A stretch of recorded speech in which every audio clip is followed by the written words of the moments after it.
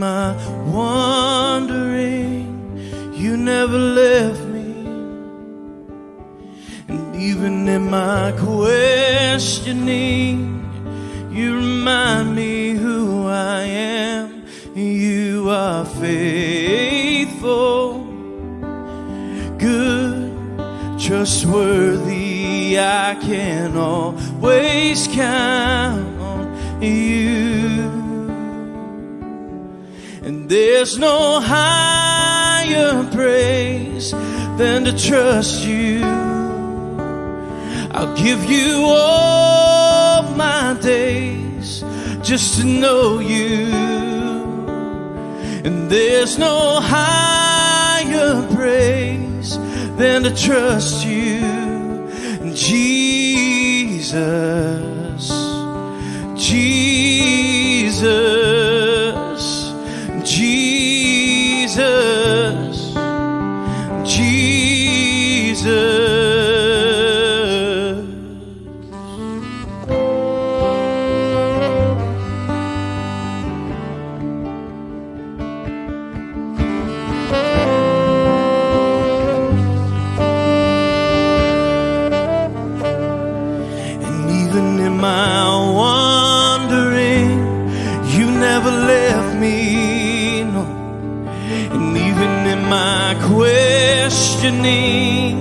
You remind me who I am. You are faithful, good, trustworthy. I can always count on you. And there's no higher praise than to trust you. I'll give you just to know you. And there's no higher praise than to trust you. Jesus, oh Jesus, Jesus, Jesus.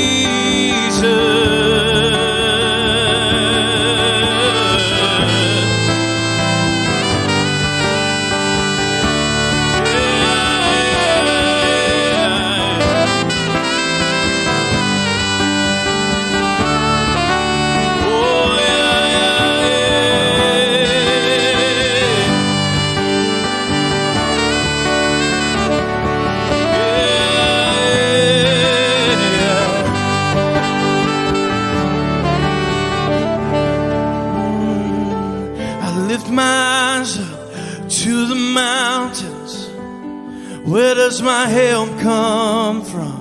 It comes from knowing you are with me, and I will never walk alone. I lift my eyes up to the mountains. Where does my help come from? It comes from knowing you are with me, and I will never walk alone. I lift my eyes up to the mountains. Where does my help come from? It comes from knowing you are with me. Oh, I will never walk alone. I lift my eyes up to the mountains. Where does my help come from? It comes from knowing you are with me.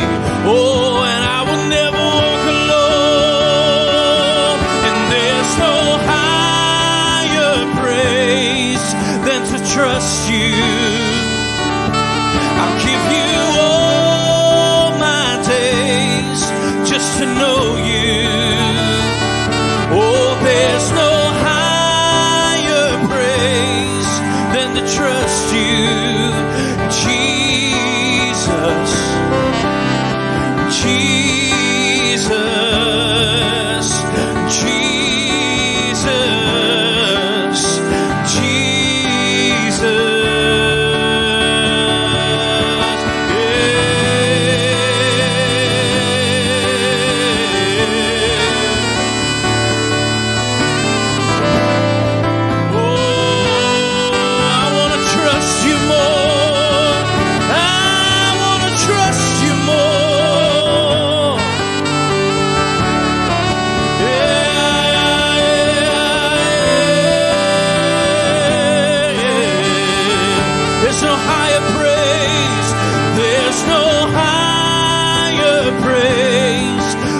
trust you. I'll give you all my days just to know you. And there's no higher praise than to trust you, Jesus, Jesus, Jesus, Jesus, yeah. Oh, I wanna trust you. Oh, I'm letting go so I can trust you. I give up control so I can trust you. Yeah, yeah, yeah, yeah.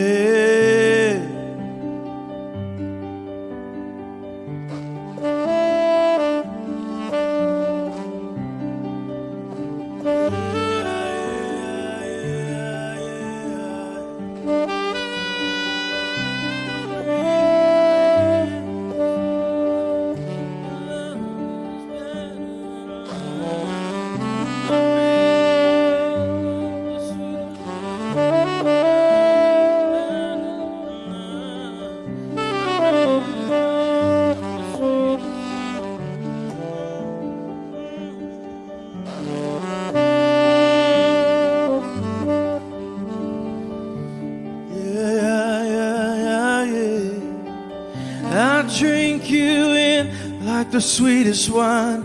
Your love is better than life.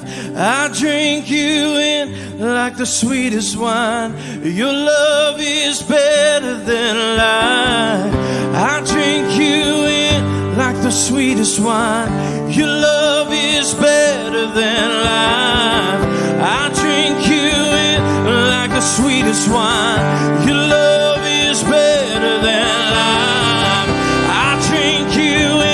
Like the sweetest wine, your love is better than life. I drink you in like the sweetest wine. Your love is better than life. I drink you in like the sweetest wine. Your love is better than life. I drink you in like the sweetest wine. Your love is better. Oh,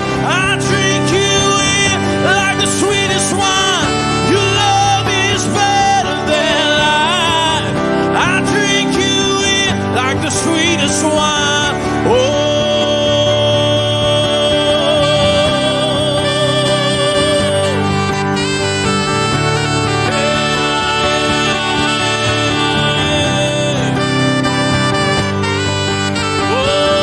I drink you in. I drink you in.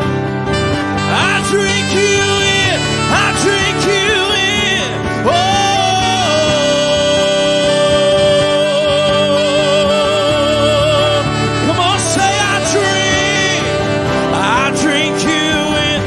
The sweetest wine, your love is better than life.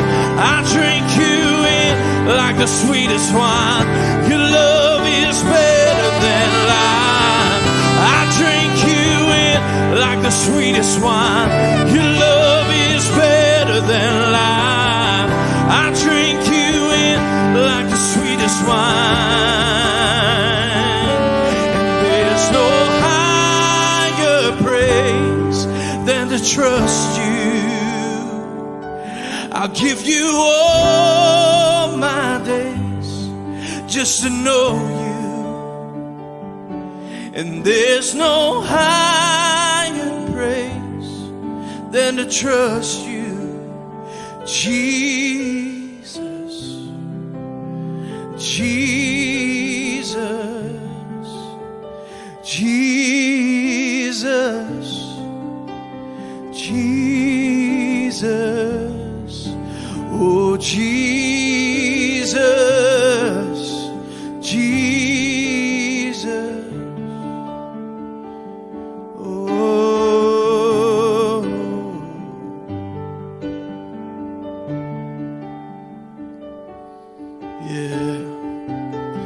learning to trust you, Lord. I'm learning to trust you, Lord. Yeah. Oh.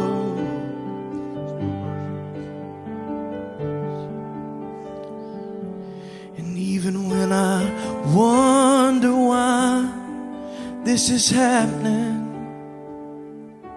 and when I shout into the sky, my God, where have you been? You are faithful, you're good, trustworthy. I can always count on you. You're faithful. Oh, you are faithful, you're good, trustworthy. I can always count on you. There's no higher praise, there's no higher praise than to trust you. I'll give you all my days just to know you. And there's no higher praise than to trust you, Jesus, Jesus, Jesus, Jesus.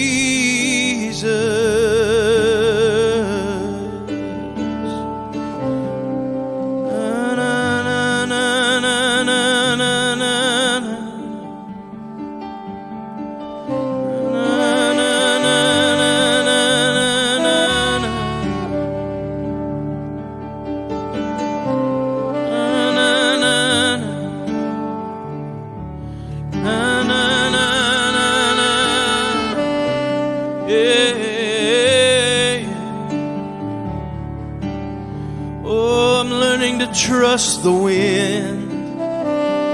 I'm learning to trust the wind. Trust the wind. Oh,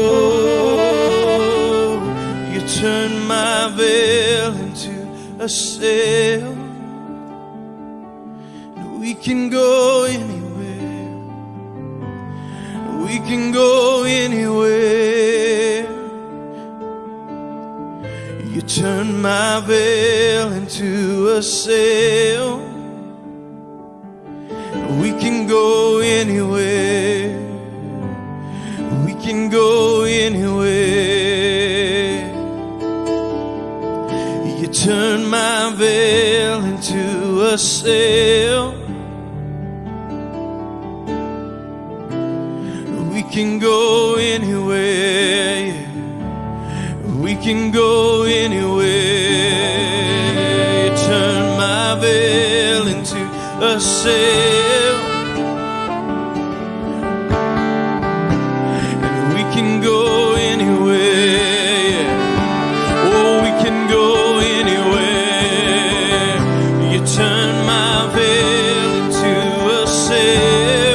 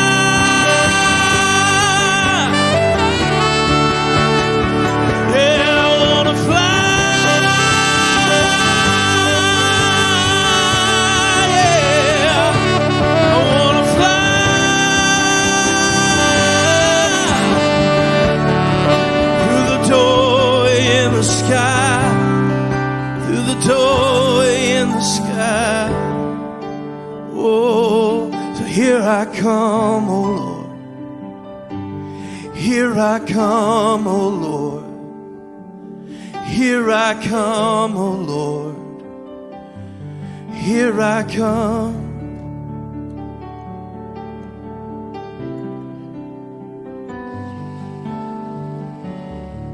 Here I come, here I come.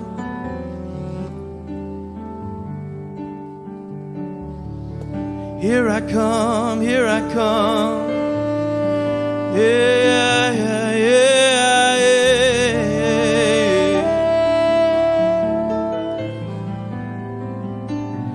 Oh.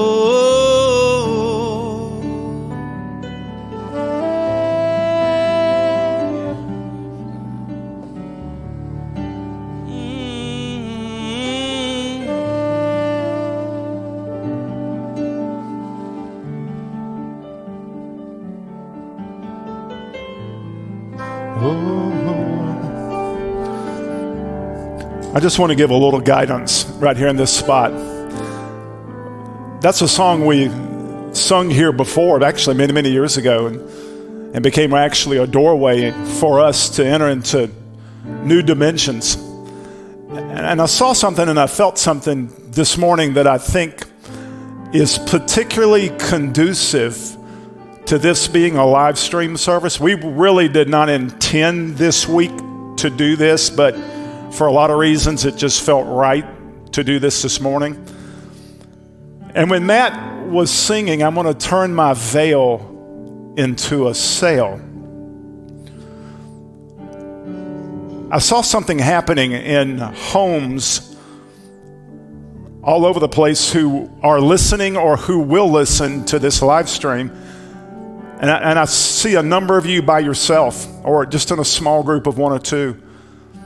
And I see the opportunity in that safe place where you don't feel like there's 200 people looking at you or watching, for the opportunity to change veils into sails.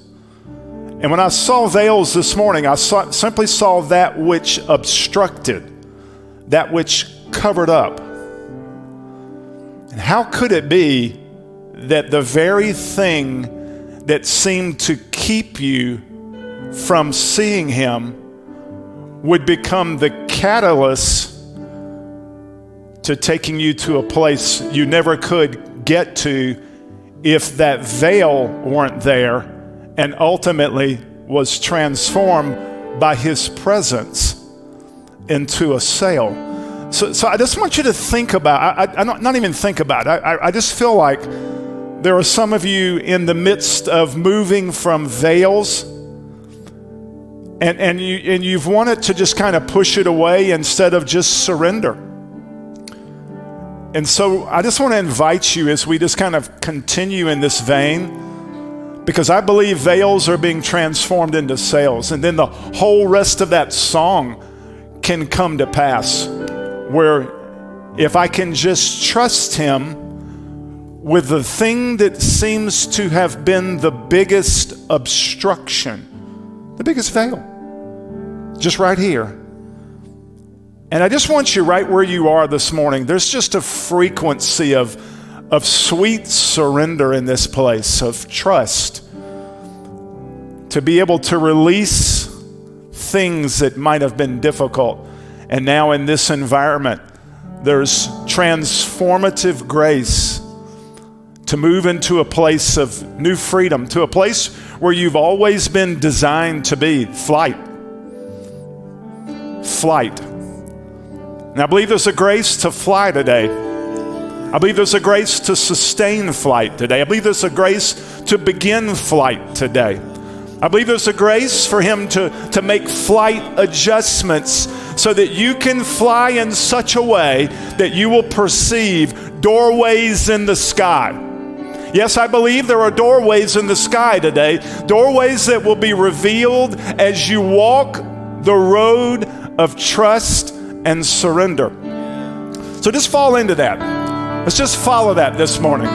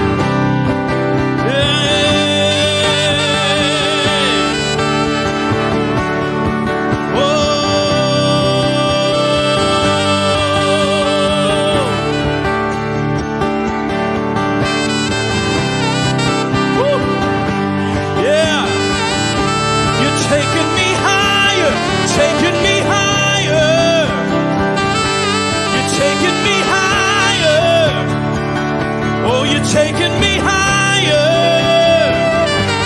and I can see clearer. Oh, you're taking me higher. You're taking me higher, yeah. You're taking me higher. You're giving me fresh perspective. Oh, you're taking me higher. Yeah, you're taking me higher. Yeah, taking me higher. Oh, and I can see clearly. You're removing my veil, and I can see clearly.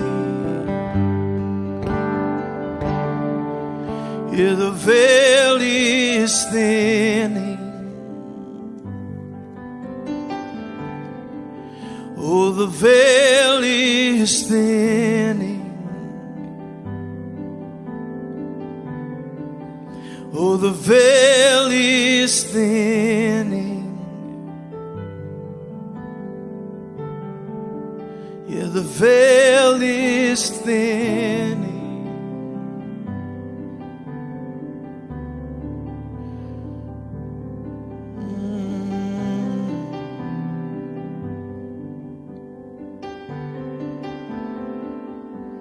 Yeah,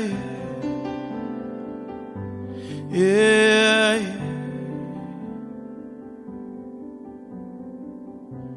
And falling feels like flying. Falling feels like flying. Falling feels like flying. It takes trust. And falling feels like flying. Falling feels like flying. Falling feels like flying. It takes trust to fly. Falling feels like flying. Falling feels like flying. Falling feels like flying. It takes trust to learn how to fly.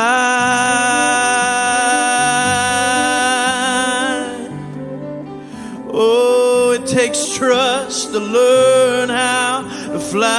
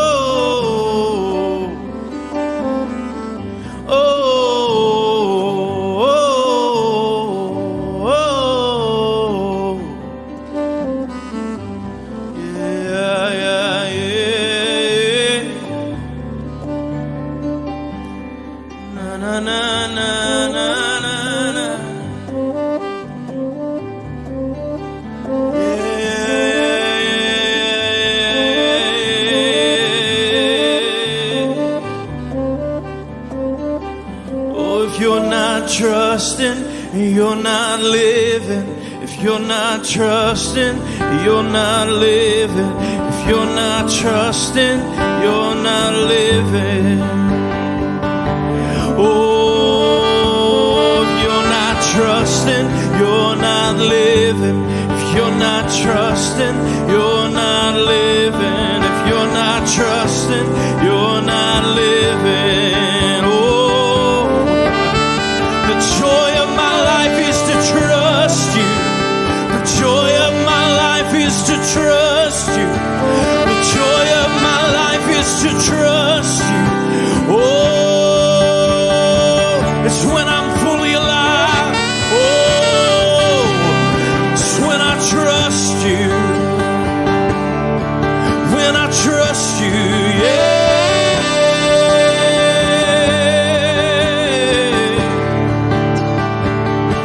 Oh, the joy of my life.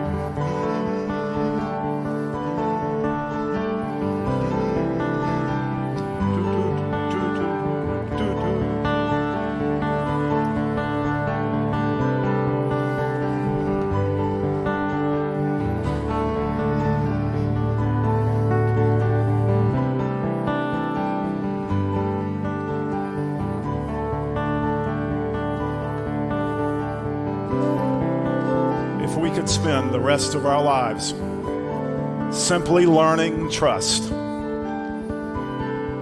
then it will be lives well spent. I feel like there's grace in the room today to learn trust. And trust always begins in something that feels a little bit like falling. You know, it's that proverbial stepping up to the edge of a cliff and learning to let go. And if you can survive that initial terror of trust that feels like falling, you'll come to see that actually falling becomes flying. And what feels like going this way actually turns out to be going this way. Because in the kingdom, what feels like down is actually up. And I want that to encourage you today, as through wherever you may find yourself, simply use it as an opportunity to learn trust. Because where did we start today? What was the first declaration out of your mouth? I wrote it down. There's no higher place than to trust you. Well, if there's no higher place we can go than to trust him, then yeah, I'm going to spend the rest of my life learning to trust. So I'm going to be the first to admit, I'm learning to trust. I'm learning to trust him with small stuff, and I'm learning to trust him with bigger things. There's no higher place than to learn trust. Then it was almost, Matt, as if you paused and then you added the object of that trust. Really the subject, and that is Jesus. And I hope we never get so comfortable mentioning that name that we don't realize what he accomplished for us in terms of opening up doorways in the sky, in terms of giving us an infallible link to Abba. You see, I can't get to Abba but by way of trusting in Yeshua. And I know this sounds so familiar that it's easy just to kind of go into overdrive here and go, oh, I know that. No, I don't think we do yet. I think we're learning. And like layers, I think we're learning to trust him in ever deeper layers of trust. This past year has been about anything for me. It's been about that one truth. Just learning to open up, to surrender, and to yield to that ever-present reality.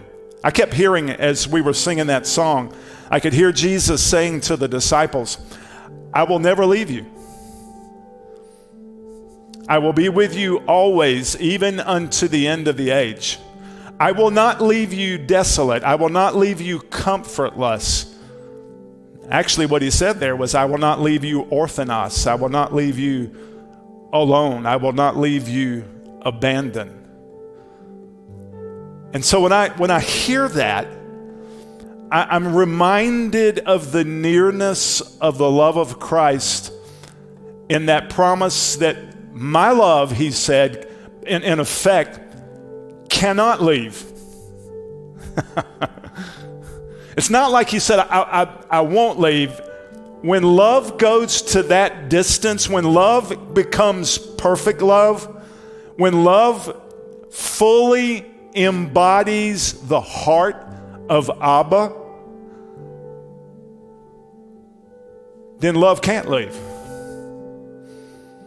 Love is an infallible bond between the lover and the beloved. That just perfect love cannot not do it. It's not in the vocabulary of God's heart to not love you. Come on, I see some veils starting to thin.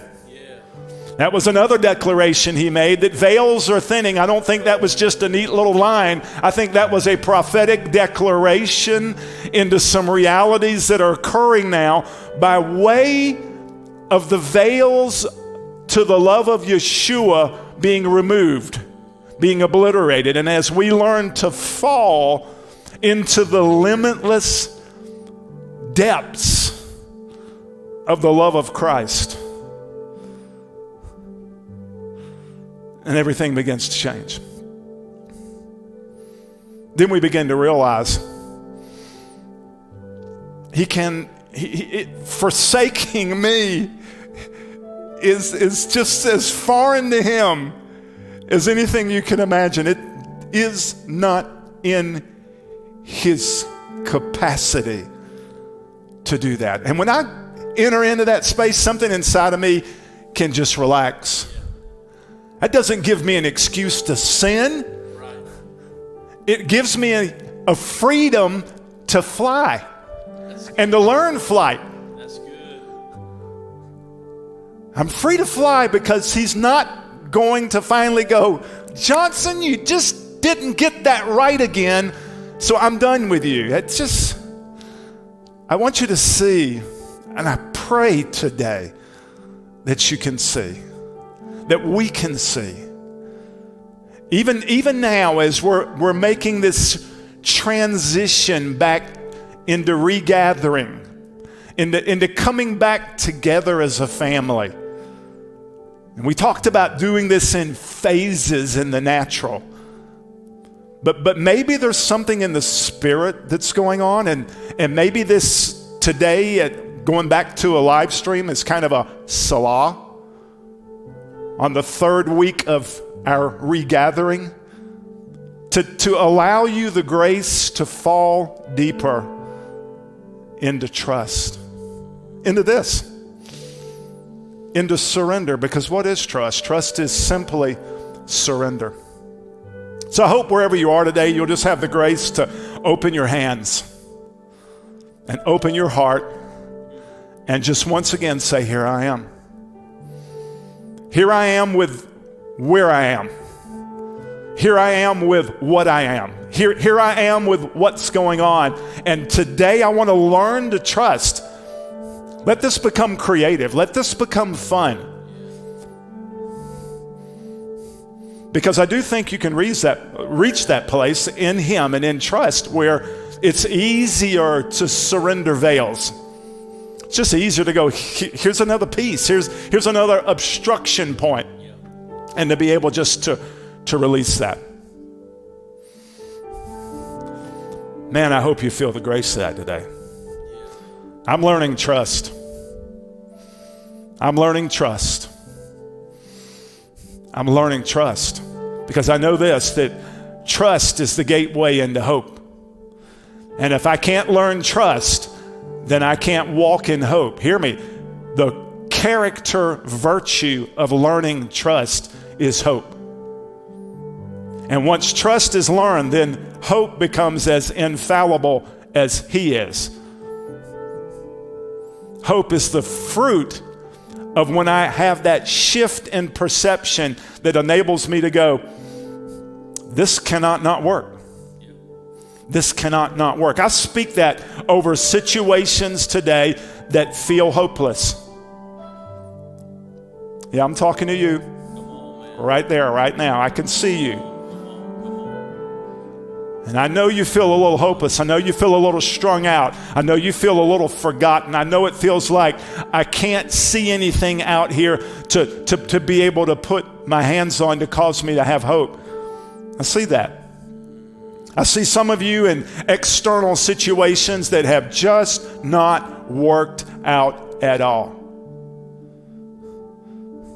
And I see hope rising, not from out there, not from external changes, but I see hope arising as you make a perceptual shift in here into the infallible link of the love of Christ. And hear his words, I am closer to you than your circumstances.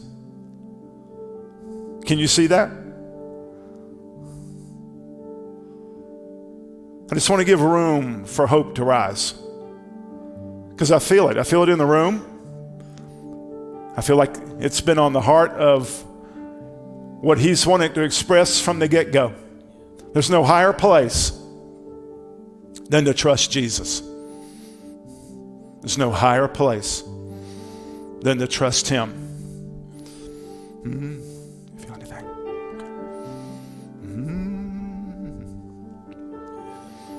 Just let that happen.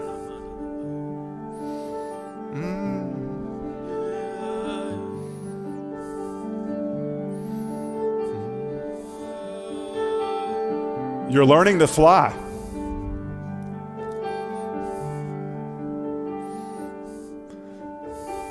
The moment you quit flailing and clinging and grasping, come on, right now. The moment you quit clinging and grasping and trying to hold on with all of your might, and you just let go, that's the proving ground. I just invite you, wherever you are today, just to let go. Let go again. Come on, let go. Let go. It's the only way through. It's the only way the veil becomes a sail. Come on, let go. Let go. Let go. Surrender. Quit flailing. Quit fighting. Quit grasping. Just let go. Let go.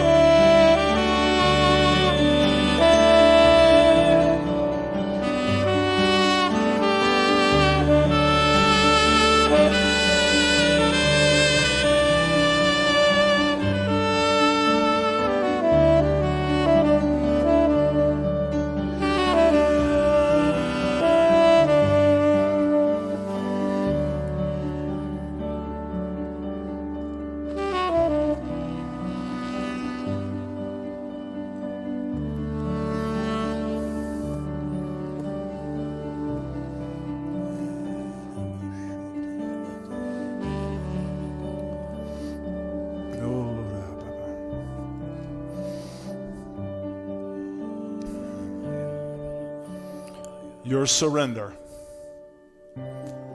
is the only requirement that love makes upon you. So come on, just fall into the grace this morning to surrender yet just a little more. And I really sense some of you are going to already accessing some new heights, some new places. Because it's only in surrender that you fly in love. Only in surrender.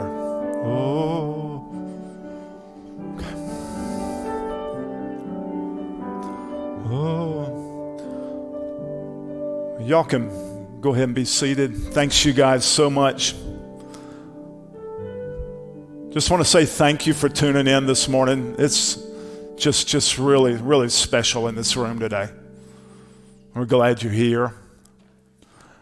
Damon, as many of you know, if you read the email, is spending some time in Atlanta this weekend over the next few days to be near his nephew, John Langdon, who is hospitalized this past week with some pretty serious COVID issues, particularly bilateral pneumonia. The good news is he's doing better this morning, so we want to thank you for praying. He's actually eating a little bit and coming off some of the saline IVs. His blood count's improving. So all of that is trending in the right direction. So I know you'll continue to pray. I talked to KK earlier this morning, and she said, just tell everybody thank you so much for praying for John Langdon. And so, Lord, we just thank you right now. Let's just pray for him right now, right where we are.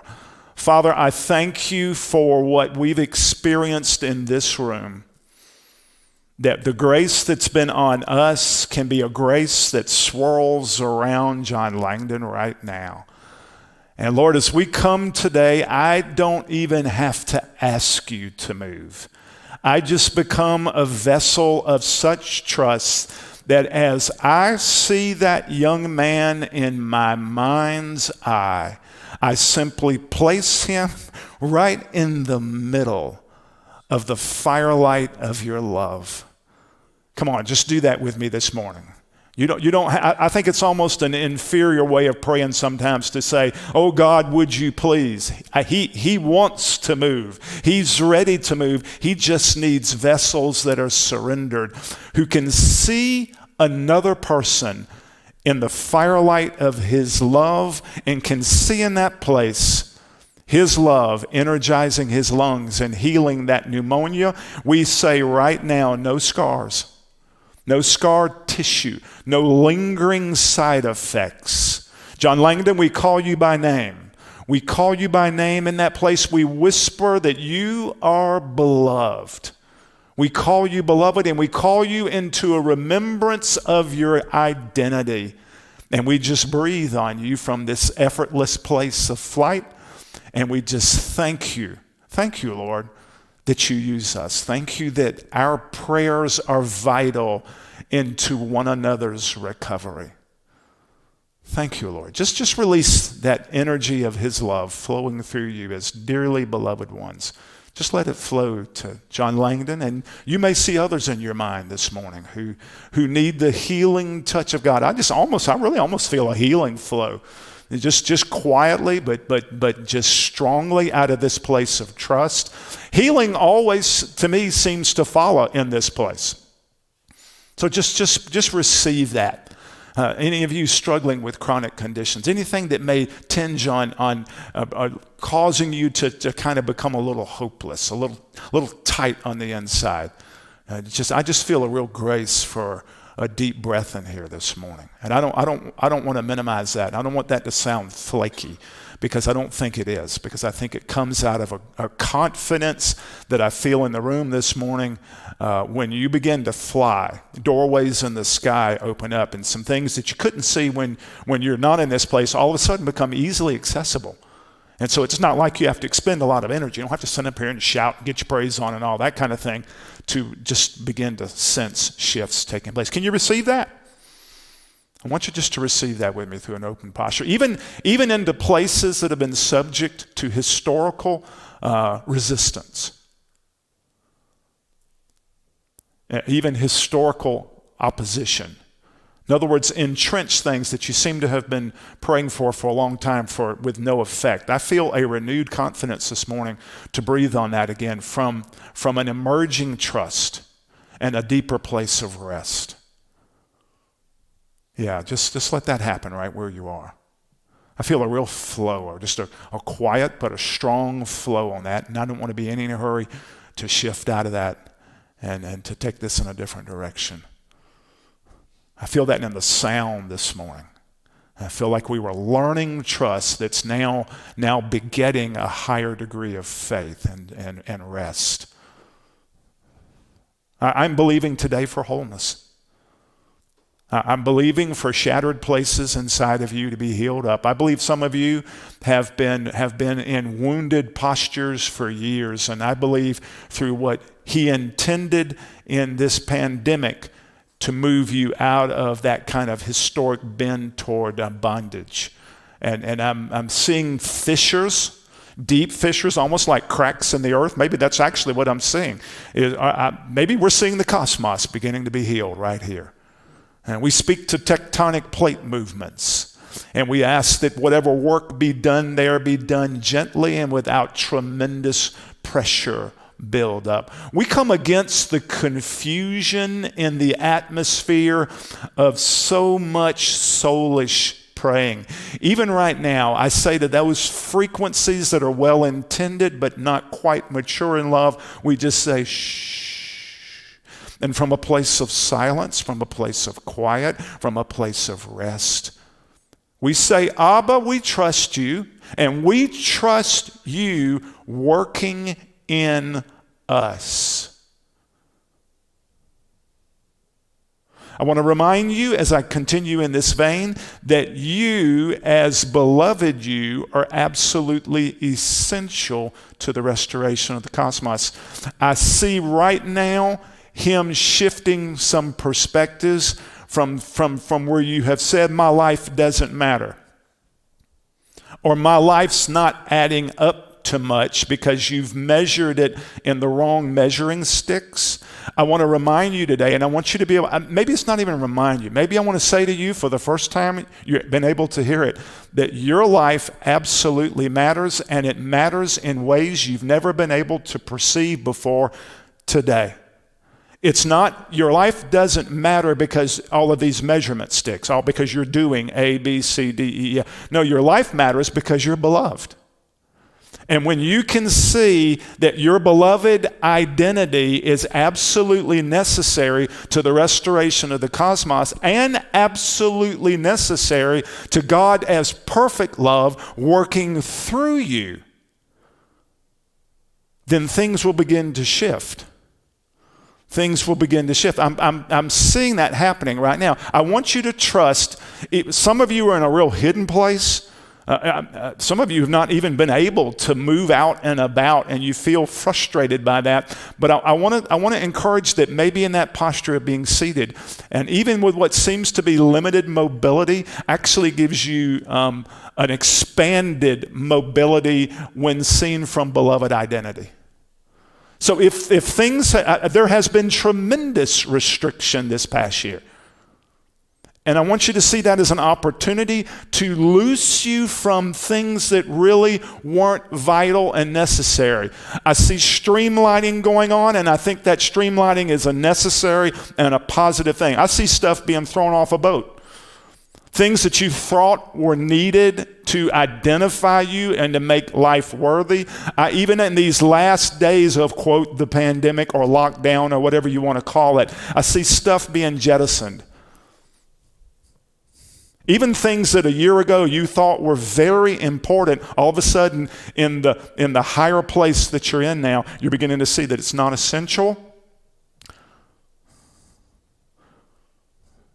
Make time to finish that, to let Him show you this needs to go. Some of the stuff that He's been wanting to get rid of, you've been resisting, you've been fighting, you've been wanting to hang on to it.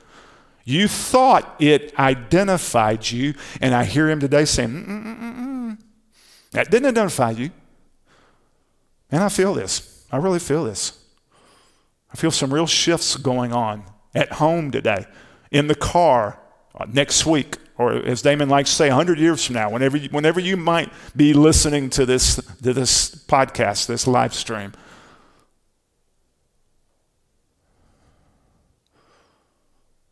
Thank you, Lord. Thank you for this place that you are bringing us into. I thank you for just what I feel in the room this morning that's a fruit of what got started, over an hour ago now when Matt began to declare there's no higher place than trust. There's no higher place. In other words, you guys, there's no place we can get beyond that. It's just deeper and deeper and deeper and deeper into trust, which is this.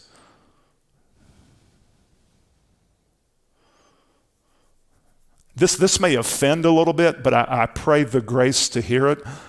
It's like I can see somebody who has over-identified themselves as somebody who gets revelation.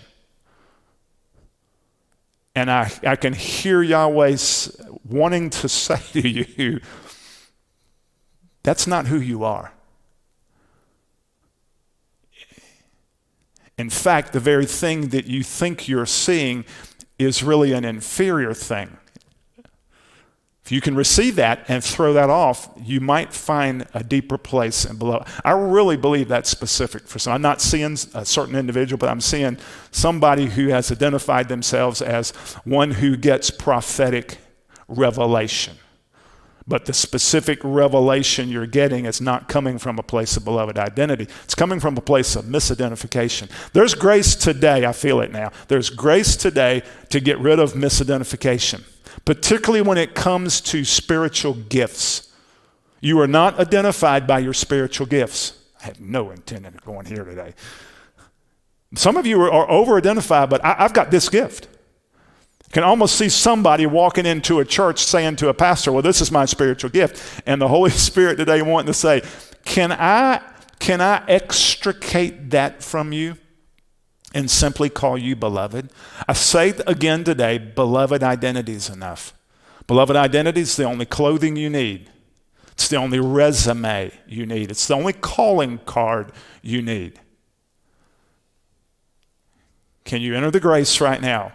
Just to go, let that go. Let that over-identification with the prophetic go.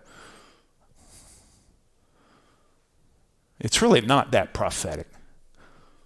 There's the offense. It's really, really not.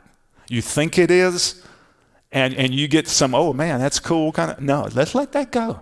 There's something deeper for you. Some of you even call yourself prophet so-and-so. And I hear a nudge in the spirit today. Let that go. I don't call you prophet so-and-so. I hear the Lord saying, I don't call you prophet so-and-so. I just call you beloved. I just call you beloved. I just call you beloved. I can remember sitting with my daddy the day he died. And my dad had more titles than you got. And I remember seeing very clearly that my dad died with all of those titles that he had through his earthly career. None of those titles could he carry into eternity. Not one of them. Didn't matter that he was a powerful politician. Didn't matter that he was this, that, or the other. All of those titles were null and void. When he crossed the threshold of time and space and entered into the dimension of eternity, he was known by one thing: his beloved identity. And I believe my dad at 89 years old was just beginning to discover in ways that transcended his conscious mind, because he had this dementia. But I think he began to learn what it means to be beloved. It's not too late for you. It's not too late to let some of those titles go. Come on. You're not that prophetic. You're not that big a deal. That book that you think you're supposed to write, you might want to hold off on that. Can you have the grace to hear that? Let it pinch you. Let it mess with you a little bit. And you may be even saying, well, who are you? You don't know me. Don't have to know you. Just want you to be free. Just want you to turn some. None of these guys here are identified in this house as musicians. It's just Tyler. It's just Rudy. It's just Matt. Beloved Tyler, beloved Rudy, beloved Matt. I doubt they would even feel a pinch if Apostle said, I'm going to sit you guys down for a year. We're going to let some other people. So they might go, thank you, God. We're relieved. You see? But if you can't let that thing go, you're being misidentified, and it's keeping you from where he wants to take you. Now I feel the shift. By the way, if you want to give today, there are a number of ways of doing that, and I am the worst person in the world to do this because I've still tried to remember, how can you give? I know you can give by Tithely because I do that. There is an app called Tithely on your phone, and you can give that way. On the screen that you're looking at, there's also a way that you can do that as well. I just want to thank you for your faithfulness in sowing into what God is doing here through these multi-ministries that we're involved in. Hope Chapel, Damon Thompson Ministries, Carolina Revival. I just get so, I don't even have words. But you've got an opportunity to do that as well this morning. And we thank you for your faithfulness in that. I still feel like you think that book, you kind of fluffed it off. But you're not ready for your book. You're really not. You're really not. Maybe the book he's trying to write is simply you. Maybe you're the story. It's not that you got to write a story, but you just need to become the story. You need to become a living vibrational frequency of beloved identity, and not get so over-identified with, whatever. I hope I'm not off on that. I feel that. I feel the peace on that. I don't want to run away from that either. And I think this is a good transition point, because what I felt more than anything else for today, when Damon and I talked earlier this week and it was clear he was going to stay in Atlanta, I had already that morning begun to sense that I might be talking today. And I saw something real clear, and it's nothing novel. It's nothing that I'm seeing, in some mystical realm. I'm really in my mind going right back over to the pavilion back here, and I'm seeing what Damon saw last week when he looked beyond the praise team and saw the seesaw and saw the merry-go-round. When he said that last week, all my wheels just started going, blah, blah, blah, blah, blah, blah, blah. And it's just been going that way all week long. So what is my text today? My text is the seesaw and the merry-go-round. And I want you to go back there with me, because I think there's some things that, or maybe just one thing that just needs to happen. And I want to tie that into just what he observed last week. Some of you are stuck on the seesaw. Up and down, up and down. There's a lot to that, but I want you to see yourself on the seesaw, everybody, if you can. The grace to see yourself on the seesaw, and the grace to be able to say, hear the Lord say, I want to take you off the seesaw and I want to get you to the merry-go-round. But in order for that to happen, one, you got to see yourself on the seesaw. You got to have the grace to see yourself stuck on the seesaw. And a part of what was going on a while ago, I think, was to be able to say to some of us, you're stuck. You're not only stuck in an up and down thing, you're stuck in a whole incorrect perception of reality, because this is not where you want to be. This is not what it looks like. We talked years ago that you don't have to live in cycles and all of that kind of stuff, that it's glory to glory to glory to glory. And that happens over here on the merry-go-round. But the seesaw becomes, a perceptual issue. And what I want to share with you real quickly this morning is just one sentence that just came to me in a moment, but it's clear, and I think we could spend a month unpacking it. And that is this: the only way off the seesaw, I want you to ask yourself, how can I get off this thing? Do I need to get slain in the spirit? Do I need to have somebody pray for me? Do I need to jump through X, Y, and Z hoops? I don't think so. I think there's only one way off the seesaw. And that's by way of beloved identity. And beloved identity is only possible if one other thing is true. And that is if God is love. So let's just stay right there. I don't want to go too far away from that, because that one sentence was the one thing that felt as right and as clear as anything I can feel for today. And it's that. The only way off the seesaw is by way of beloved identity. And let me hear you loud and clear. You got to get off the seesaw. We're not designed to live here. And if misidentification can keep you on the seesaw. If I think I'm God's man of power for the outer hour, I'm Mr. Prophet, I'm Mr. Revelation. I remember hearing about some guy that came here that thought he was supposed to come here to preach. And he was the man, and he was going to be right up next to Damon, or even maybe taking his place. I don't know. But he had to learn real quickly. And you've got to learn. I've got to learn. That kind of misidentification is going to keep you on the seesaw. And it won't fly here, that's for sure. But it doesn't fly in the kingdom. It doesn't enable you to fly. That's for real falling. You want to ride that horse, you'll keep going down until you hit the ground. And it's going to be His mercy that lets you. In fact, some of you are hitting the ground right now. Some of you are hitting the ground and you're whining and complaining.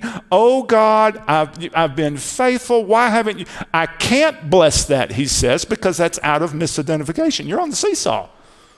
You're stuck in a manifestation, whether it's up and down, in and out. I can't get there. I can't be constant.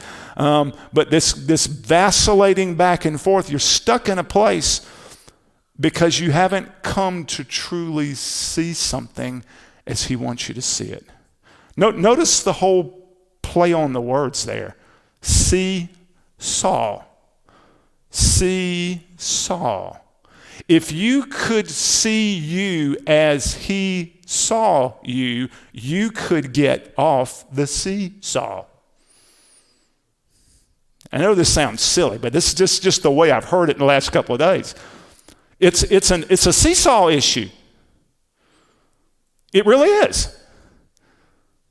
How does He see you? He sees you as He saw you before time and space, before eternity ever began. What does He say to Philip? I saw you under the fig tree. You know? Can you be seen as He sees you? And He sees you as He first saw you. He saw you as someone beloved. And if I can't see myself as He not only sees me, but as He saw me, I'm going to be stuck on the seesaw. Are you listening, brother? You see? And I can't even watch my language. Do you see? You see what I'm saying? So maybe we're stuck on the seesaw because of a whole perception issue. Damon talked a lot the last couple of weeks. He used the word perspective a lot as a way to get into some of the faux stuff that he was talking about. And when he mentioned the word perspective last week, I just had bombs going off in my mind. I heard the word consciousness. I heard the word perception. And I began to play this week, what's the relationship between perspective and perception? Perspective is really a vantage point. It's a lens that puts you, it's a point of view. There are 5 of us in the big room. Jordan's kind of on the cusp out there because he's behind the camera. So there's 6 of us in here. All of us have a different perspective of this room based on our vantage point, based on where we're sitting. Have you been seated in beloved identity? See, wherever you're seated is going to be your perspective. So Tyler's way over here. And let's add another perspective, those of you who are looking through the camera. Each of you has a perspective. There are just, ever how many people are watching this, there are that many perspectives. And so it's about vantage point. It's about how it's the angle at which I see something, but perspective is rooted in perception. And perception's all about seeing, and seeing at its root level really is all about what grabs a hold of you. Just do the word study on the word perception. Somebody who perceives something is somebody who grabs a hold of something, or something grabs a hold of them. So have you ever heard somebody go, I got it. I see it. Yeah. Wow. I've been wanting to see that my whole life. I see it. That perception. There's the aha moment, but that occurs at the deepest level when something grabs a hold of you. I think on a literal fundamental level, it's being held. It's being grasped affectionately and tenderly. That is the deepest perception there is. To be held in an intimate and deep way yields a whole new way of seeing that then yields a whole new perspective. You see what I'm saying? So if the seesaw thing is a perception issue on how you see yourself and how you see God. And we've been talking about this how long? Forever. But last week, we got put right back in that position because it's like he said to us, I'm going to put right in front of you what the issue is. And the issue is the seesaw versus the swirl and the merry-go-round. How do I move from here to here? And you move from here to here. There's no other way. I can't mail you a book. I am not writing that book. But because the book is beloved identity. You move from here to here by way of beloved identity. And here's the tie-in. This is what the apostles been trying to teach us for a year now, with this shift in consciousness about how you perceive God, how you see him, how what grabs a hold of you. And the only way beloved identity is going to work is by way of God being love. Otherwise, you're stuck on the seesaw. If he's not perfect love, if you're still struggling with fear and punishment and he's going to get me, or I'm not doing well enough, or performance orientation of any form, whatever, that's going to keep you on the seesaw. It's a perception issue. It's a perception. It's how do I see that? The only way off is to surrender into beloved identity. And the only way I can surrender to beloved identity is to have the absolute confidence that he is absolutely nothing other than love. I hope in the swirl, wherever you are this morning and whatever's going on, that's happening to you. That the fear of punishment or judgment is being removed from you so that you can begin to get off of this yank, yank, yank, yank, and begin to move over into this never-ending swirl of perfect love that envelops you. That's the mystery of the seesaw.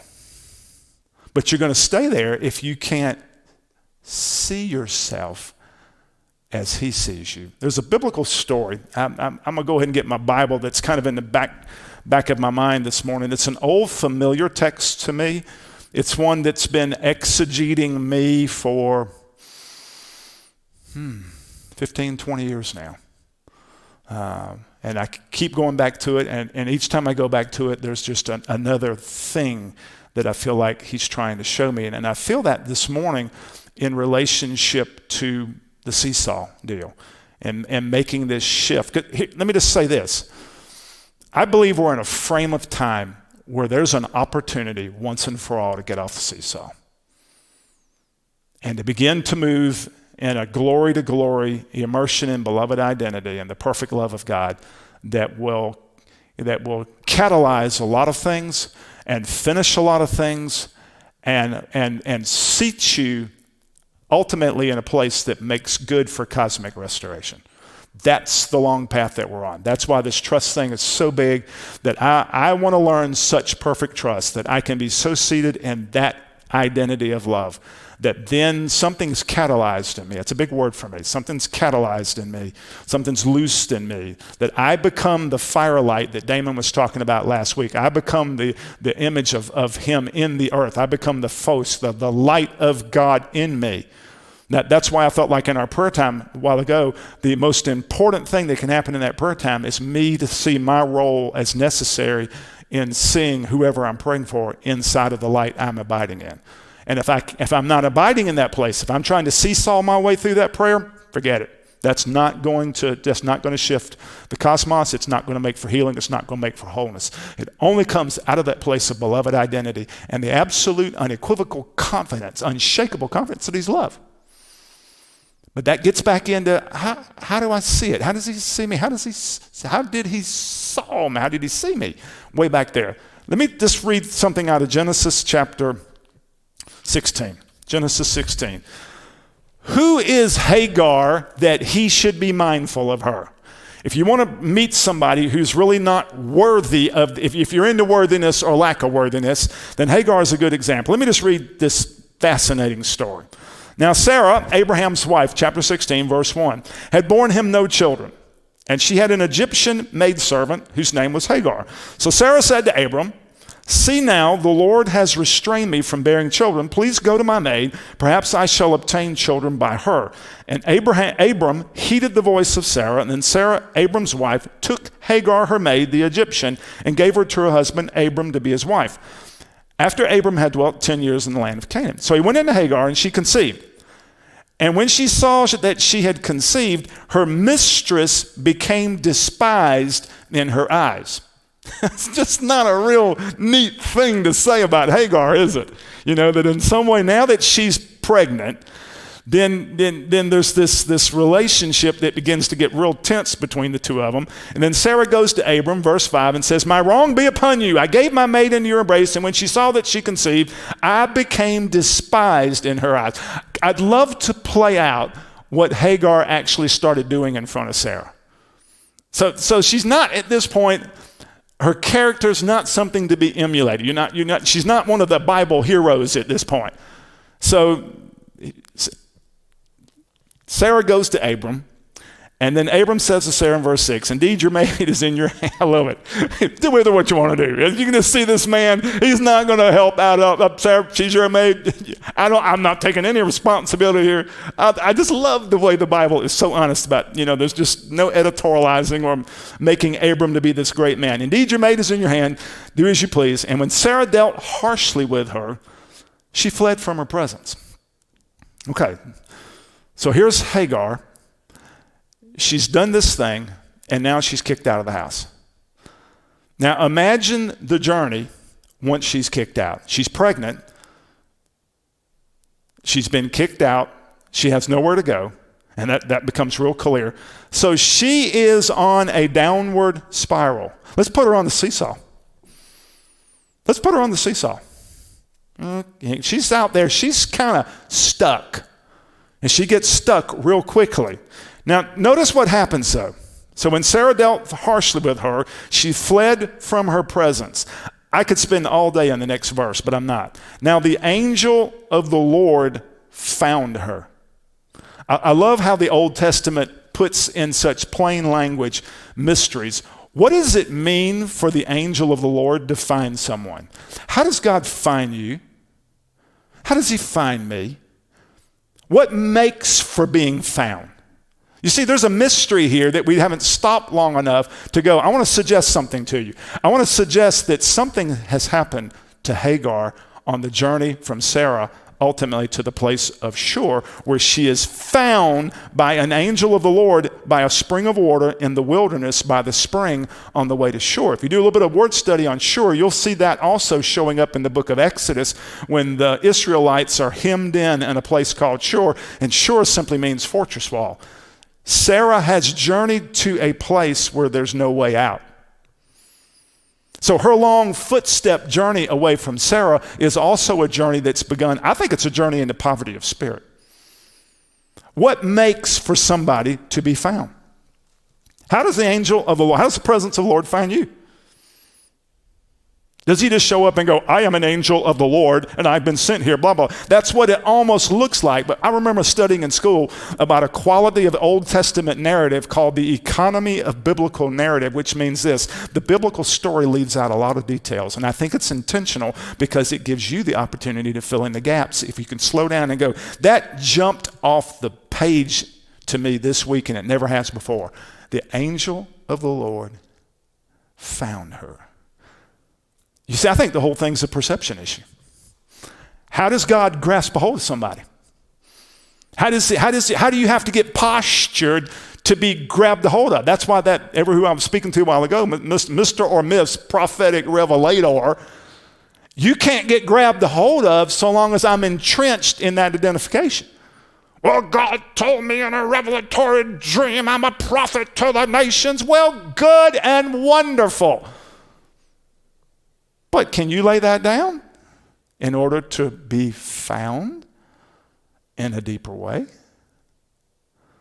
You see, I think Hagar has been on a journey since she left Sarah, and by the time she gets to shore, there's a poverty of spirit that makes for her being found. I can't prove that, but that's just kind of a little bit of my take on it. And particularly, I believe it's correct when you see what happens to Hagar once the angel of the Lord finds her. She's in the midst of a paradigm shift that is absolutely stunning. So how are you going to get found? See, I think God wants to find us today. I think that's part of the reason we're back in here and you're back home, and we weren't really intending this, but this is where we are, and there's maybe another layer. Maybe another place that now in the quietness, when you don't feel the pressure of anybody looking, or you have to feel the pressure to look spiritual, and so you can be naked enough where right now, and see, nakedness is all about poverty of spirit too. That maybe maybe I'm just supposed to say this to you. I just want to say there's another layer. There's another finding. There's another finding somewhere in your falling that will lead to flying. That work? There's another finding in your falling that if you can allow yourself to be found in a place where you're currently lost, then that fall, and only then will that fall turn to flying. But you've got to be postured to be found. Man, I'm seeing all kind of stuff. There are conversations that could be had and maybe need to be had with you. Let me just talk to you like one-on-one. That need to be had with you but can't be had with you because you're too sure of yourself where you are, that he can't find you in that place to have the conversation he needs to have with you in that place to take you to a new place. Did I completely muddy the water there? Is that, you hear me?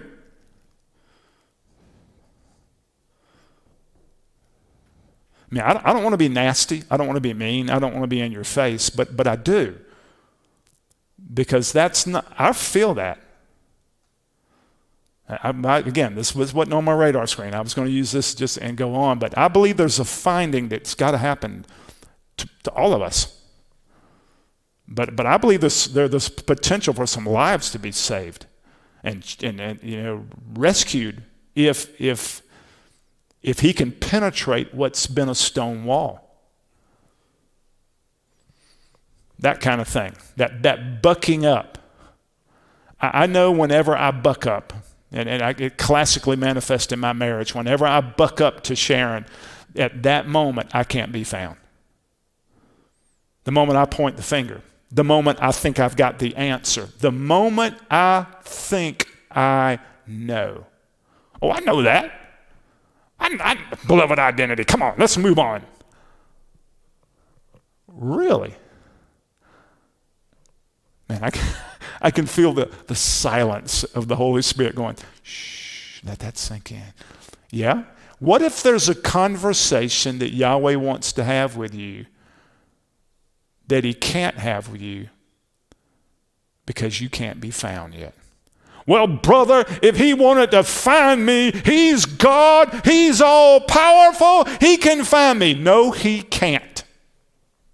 Because you've just given him a quality as a starting point that he doesn't start with. Yet regrettably, Western theology, Damon has alluded to this, and I totally agree with him, has also utilized God's omnipotence as a place to start, and I don't think that's the starting place. I don't even think it's the finishing place. It may not even have a place in the discussion because he is love. And the moment he becomes love, he gives up control because love never insists on its own way. The Apostle Paul saw that crystal clear in 1 Corinthians 13. I know you may, what about this verse here? What about this verse here? Well, let's weigh the heavier verses with the lighter verses. 1 Corinthians 13 is one of the heaviest chapters in all of the Bible. And I think Paul had a stunningly clear revelation of the love of God and what love constitutes love. And when he said, you know, love never insists on its own way. That's why some of you abusers need to get saved. Because you're in a brutal sort of way. Your abuse is to insist on its own way.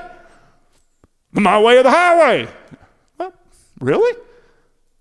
You see, in order to be found, in order for love to find, I've got to be in a posture to be found. And if I'm not in a posture to be found, then love's got to find another way until I can be found. Here's the other part of love. Love never gives up. Just because I can't be found on March the 28th, 2021 doesn't mean he's going to give up trying to find.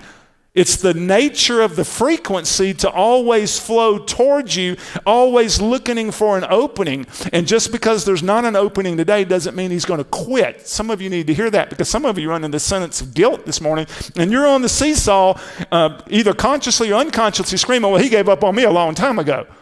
I've even had people say, well, I had my chance when I was 21 years old, and I knew if I had walked the altar that night and surrendered to the call to preach the gospel, and I didn't do it. Therefore, I'm under a curse. Really? You see where now you're back to the seesaw. Only way off the seesaw is beloved identity. The only way to enter into beloved identity is to believe that he is love.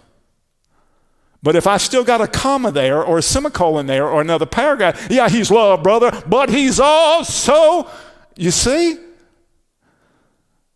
This thing's, in order for the shift of consciousness to occur, I've got to realize, you mean it's on me to be found? Partly. Because see, love's always here. I can't get away from love. I can't get out of the force field of the electromagnetic energy of his love. It's always there, but hardness of heart, dogmatism, pride, arrogance, masking, denial. Do I need to keep going on? All of those things prevent him. How are you really doing? Oh, I'm fine, brother, blessed and highly favored. Really? Is that what you really want? Can you be found with that kind of posture? So can he find you or can he find you? And what happened to Hagar in order to be found? What happened to Hagar to even be able to perceive the angelic voice?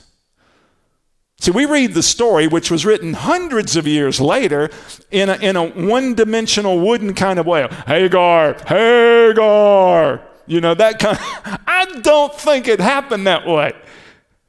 I think Hagar is under a tree. She's pregnant. She's in despair. I think she's contemplating suicide because she's burned her bridges.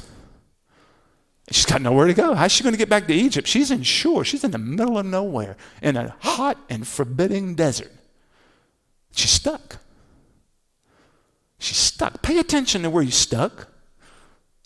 Stuck's not a bad place. It's okay to be on the seesaw and say, I'm stuck here. Help me.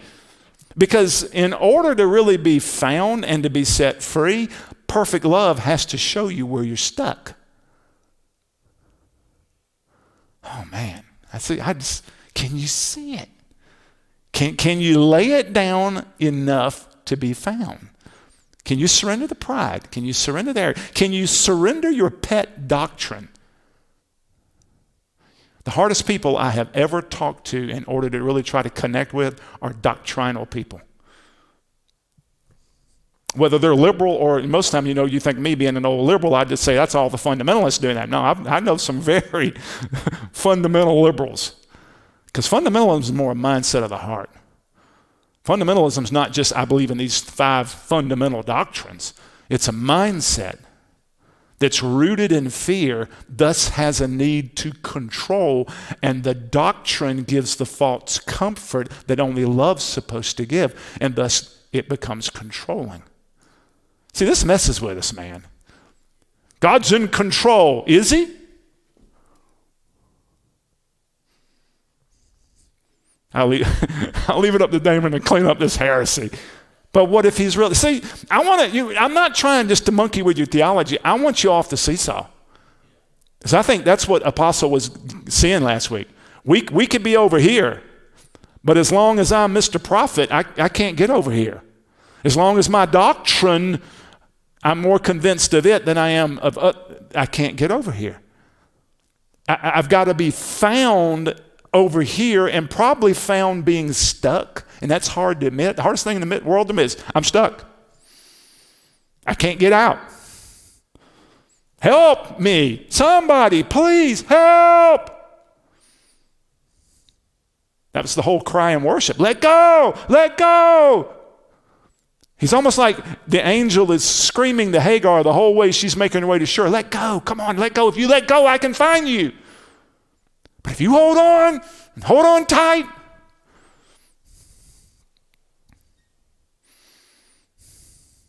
that's why I would say to some of you, you're never going to be free until you learn how to cry, because crying is one of the greatest letting goes you can ever do.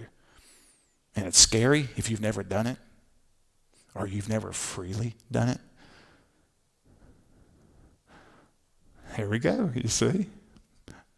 By way of poverty of spirit, if you can just enter into the blessedness of mourning, you get off that seesaw, because it can usher you, because that's a letting go, that's a surrender, that's a way of being found. How many of you have been found in your tears?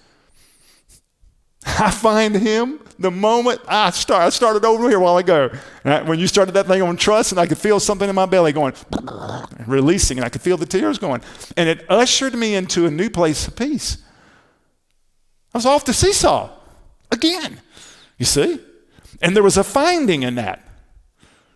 Man, I had no idea we were going to this camp out right here. Falling will never become flying until you fall far enough to be found by way of this, by way of help, cry for help, help, here I am. I mean, I feel that this morning. I don't know who I'm talking to, but I feel, you know what I feel? I feel the burden of love wanting to find you, but in this current moment, you are awfully hard to be found. It's not just that you're hiding, that's part of it, but part of it's you're just stonewalling.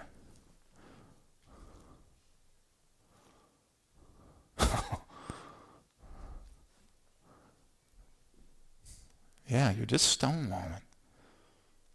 You have the grace I'm talking to you? It's you. You're just stonewalling. Blustery. I love this word. You guys love this word. You love to pontificate. And he's screaming, would you shut up? I want to find you. Shh.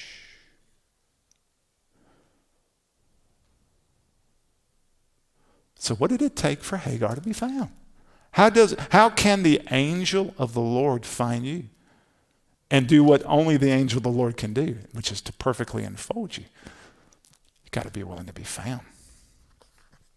Well, let's hasten on to the rest of the story. I feel that finding thing. I thought that was just for me, but it ended up not being.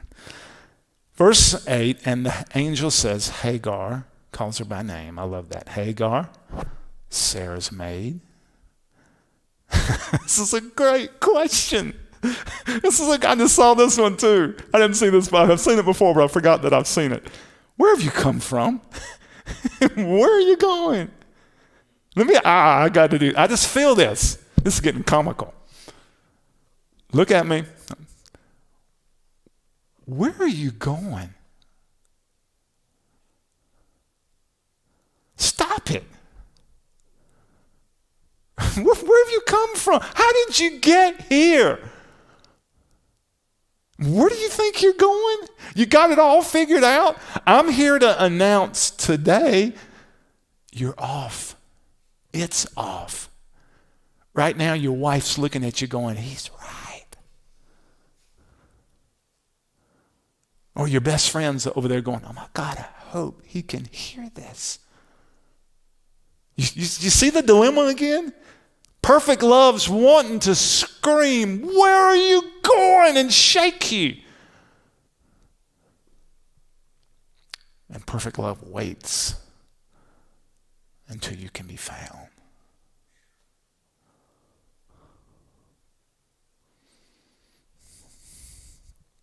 Where are you going? Where are you coming from?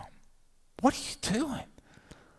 See, this is a penetrating question. That's why I need somebody to say that to me every now and then. That's why I've got an apostle in my life. What are you doing?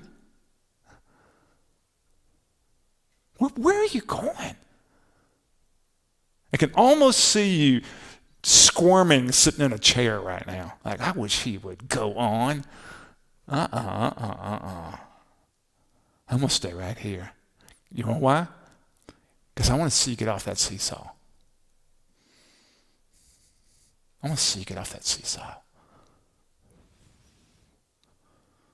God's man of power for the hour. Pastor. Professor. Intercessor. Prophetess. Teacher. Worship leader. Where are you going with that? Where's that going to take you? Can you hear the grace today to say, I've come to get you off of that seesaw?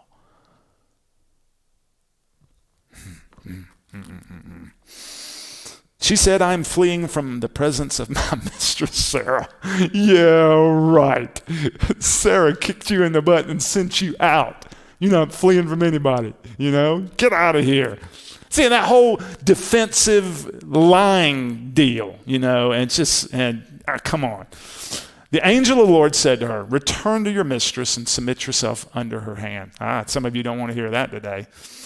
Go back the way you came. Go back to what you ran from. Go back and let's finish this little thing called submission that's got to be learned. Good Lord, y'all want to stay here all day? We can all get in on that one. You got something you can say to that, don't you? We all do. Go back to your mistress. Submit yourself. Can love say that to you? Maybe that's it. Maybe some of maybe one of the issues, man, I had no intention of this. This is what's so cool. Maybe you're on the seesaw because of a submission issue. I didn't realize this thing was going to get that specific.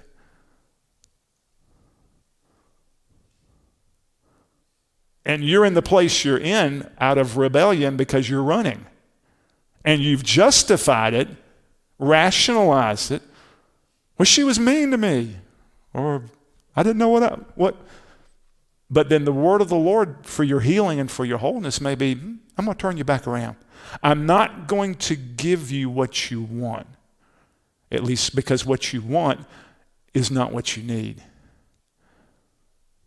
See, love has to learn to submit. In other words, if you're going to walk in love, you've got to learn to yield. There's the word. Yield. Yield.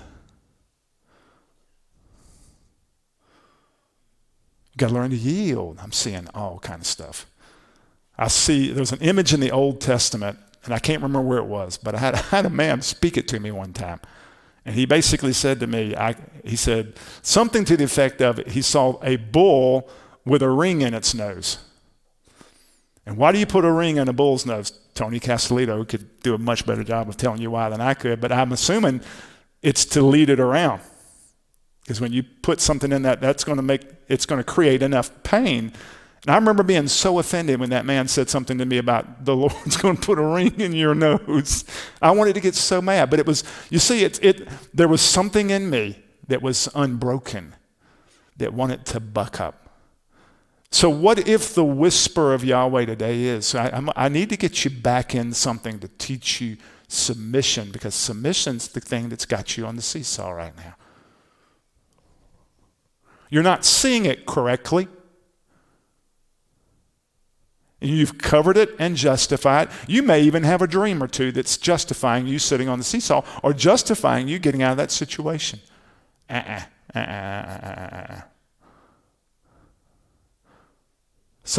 some listening today that need to hear what I need to show you is how to submit, how to yield, how to get under. What may feel burdensome may actually be the vessel for your freedom. It may be as simple as, I just need to teach you how to serve with no payoff. Well, he's going to advance me. I remember a lady coming to me when I was taking care of my daddy, and she was just real impressed with a romantic notion of what it meant to take care of another human being. And she said, oh, God's going to bless you one day with a big church. And I had gotten far enough down the road where I was like, I don't want that. I don't need that. Because I found in submission to something that might look burdensome an actual freeing place. And I told them, I said, I can stay right where I'm at the rest of my life. Can you? So he may send you back the way you came, if you can hear it, if you can be found there. All right, moving right along. Where am I? Verse 9, verse 10, then the angel Lord said to her, now we love this part, I will multiply your descendants exceedingly so they shall not be. Listen to Hagar now being able to hear this in a destitute, broken place. And the angel said to her, behold, you're with child, and you shall bear a son. You shall call his name Ishmael, because the Lord has heard your affliction. He shall be a wild man. It's like, wait a minute. No, give me a wild man for a son. His hand shall be against every man, as every man's hand against him. He shall dwell in his presence and all the brethren. You know that story. All right, here's where I wanted to really rest today. And I'm not going to stay here long, because I feel like we're really getting somewhere else. But then she called the name of the Lord. All right. She called the name of the Lord. Well, who is it? Is it the Lord or is it an angel? See, there's some of the mystery of who's talking. Is that an angel? Do I hear an angel? But is it now? And now as I have been stripped in this place of being found, now I'm beginning to realize this is a Yahweh encounter. Called the name of the Lord who spoke to her. Listen to this. You are the God who sees. I wish we had time to just unpack, but he's the God who perceives. He's the God who, when he sees, he takes a hold of, so to speak. For she said, here's the question. Here's the question that helps you get off the seesaw. Have I also here seen him who sees me? That's the deal. He sees you, and he's waiting for you to answer that question in whatever here you find yourself. Notice the phrase there. It's an unusual phrase, so I want you to stick with it. Have I also here seen him who sees me? In other words, let's just get real today. Right now, where you are, where we are, where I am, is a here, H-E-R-E, a specific contextual place inside of time. I will never be right here again in the same way I'm here this morning.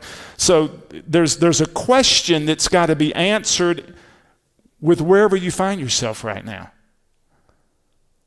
Can you see him who sees you as beloved right where you are? You see, again, let's go back to the perceptual problem. If some of you are listening to this and you're misidentified, then you can't see him as he sees you, and you will forever be on the seesaw until you can be seen as he saw you and sees you. That's real big. But if I see myself as something other than he sees me or he first saw me, see, when were you first seen? When was Hagar first seen? Was she found at Shur, or what she became? No, she was seen in the prophetic imagination of the heart of Abba before time and space, along with you, and me. He in love. I wish, what does that mean? In love. What does it mean? The energy of the one who is love to see lovers, to see beloveds. And the capacity to do that is running at about 7 billion right now, right? And growing. If we're the only ones out there. If they're not other worlds. Let that monkey with your theology a little bit. So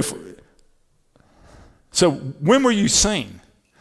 When was Hagar seen? Did he finally just go, oh, I got you at Shur, now you're stripped? Yeah, there's an encounter that can happen there, but he saw Hagar before Hagar became misidentified in a place, I'll tell you where it is. He saw her in the merry-go-round.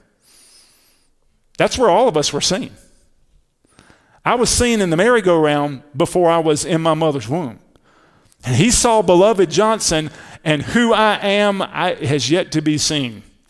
I am learning to trust. And by learning to trust, I am becoming who he intends me to be. So can I trust even in these moments to be found, to be stripped, to be opened, to be sent back, to be put under, to be thrown into seemingly difficult circumstances so that ultimately I'll enter into the most freeing place, which is the perichoresis circle. But can I see that? Can I enter into such a stripped place that in that moment I can then go, okay, you see me in an entirely different way than I've ever seen myself. And in a moment of poverty of spirit, I'm willing to surrender that. And if I'm willing to let that go and enter into what feels like falling in that moment, then as I fall and let it go, I will discover a finding in that fall that ultimately puts me into flight, that opens doorways in the sky. But that will never happen, y'all, without getting to a place. Will I also hear? I want to say to you right now, today is here. And you're in a moment of here that has the opportunity for you to see and be seen as he has always seen you.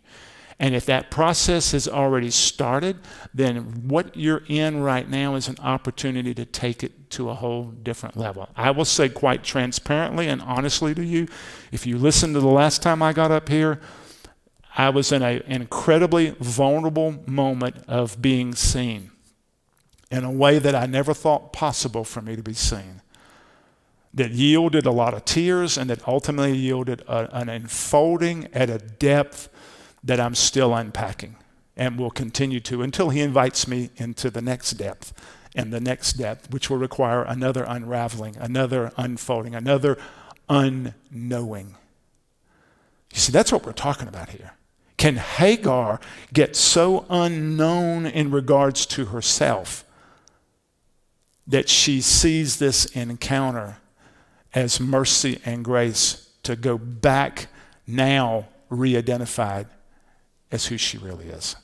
And then later on be sent out, or whatever. Then God's grace is on that. But the key in that moment is, can she see that right here, right now?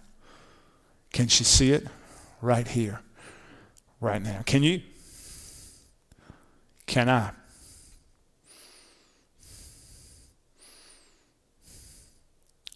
And just stay in that moment. I think we've gone as far as we need to go this morning.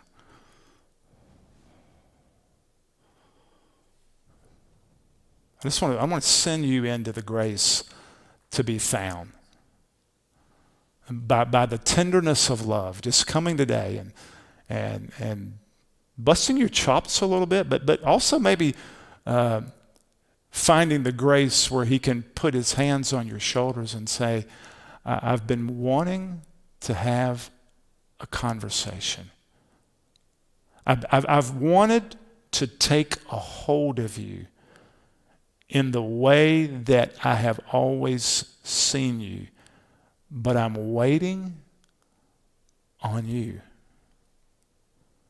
to surrender, to trust, enough to let go of the misidentification that's keeping you in this place. Can you trust me? I hear him saying, as one for whom it is impossible for me to be anything other than love. Some of you right now, you need to hear this, and it may set you free. My love is not a controlling love. And for me to lay my hands on you is not to control you. It's simply to enfold you in tenderness, in affection, in safety, in simply being held. I say again, and I want to say this very, very tenderly. My love is not a controlling love.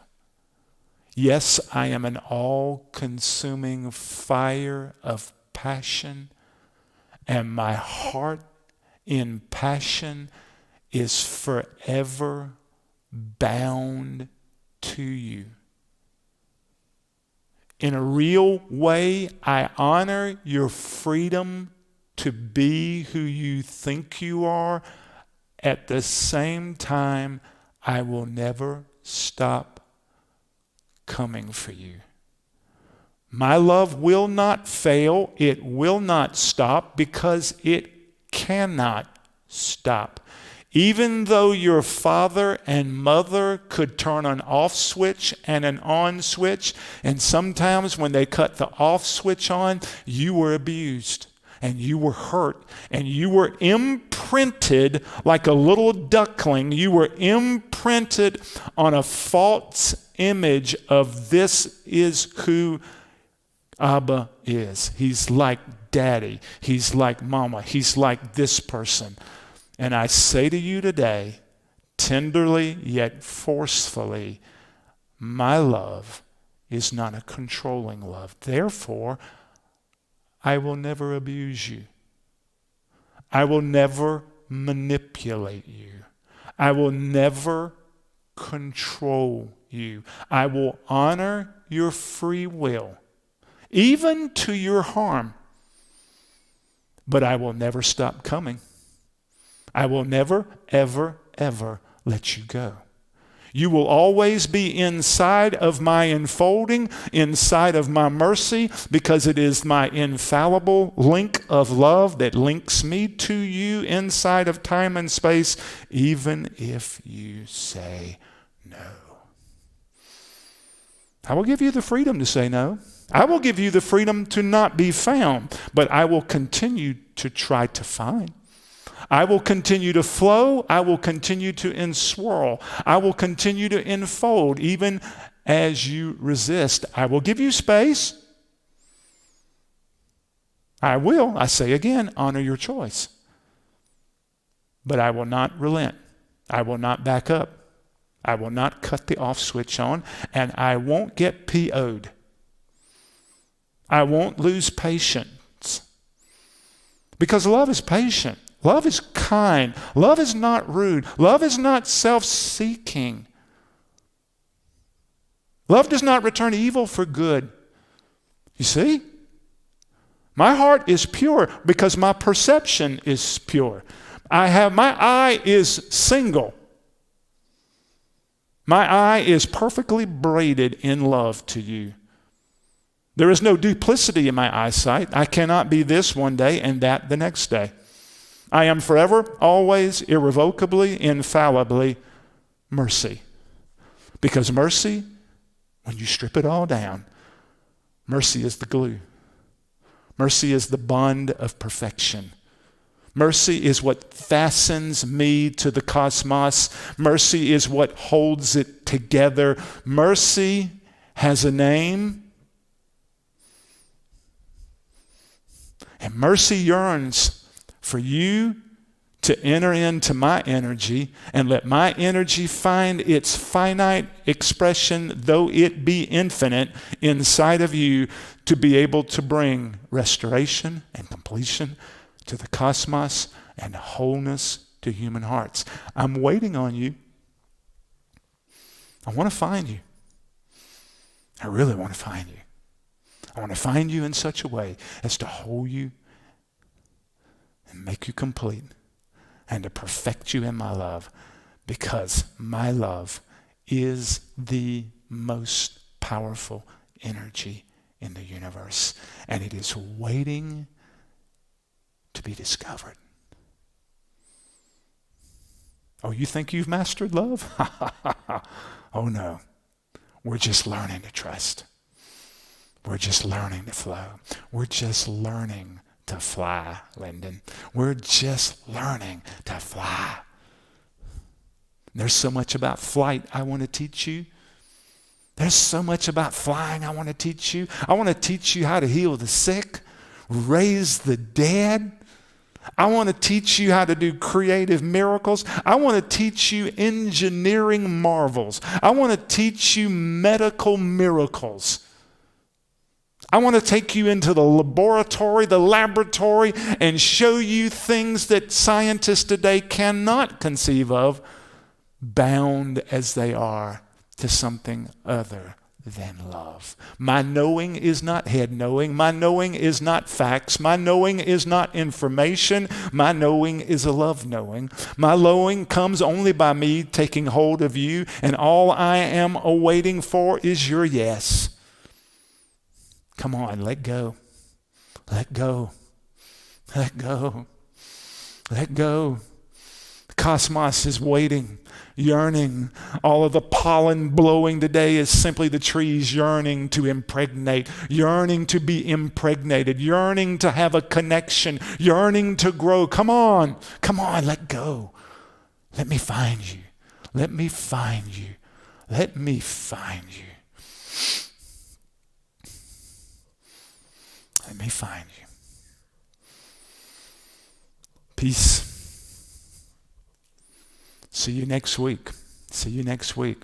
Probably over there in the park next Sunday, Easter Sunday. Bless you. We love you. Amen.